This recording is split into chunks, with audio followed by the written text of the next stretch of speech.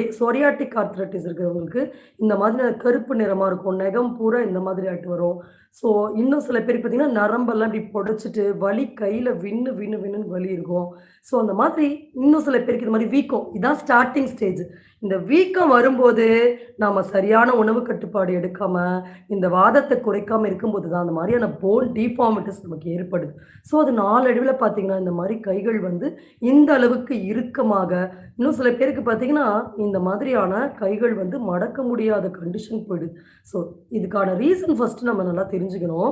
So இப்ப நான் ஒரு பர்ட்டிகுலர் கேஸ் ஸ்டடியோடைய அந்த ரீசன் நம்ம அதை அவங்க எதனால இப்படி இந்த அளவுக்கு கை மடங்குச்சு அப்படின்னு சொல்லி இந்த பர்ட்டிகுலர் கேஸ் பத்தி நம்ம பார்க்கலாம். ஸோ இவங்க பார்த்தீங்கன்னா, கையில இல்ல உடம்புல வலி வந்தப்புறமே உடனே வந்து சில இயற்கை வைத்தியங்கள் தான் போயிருக்காங்க.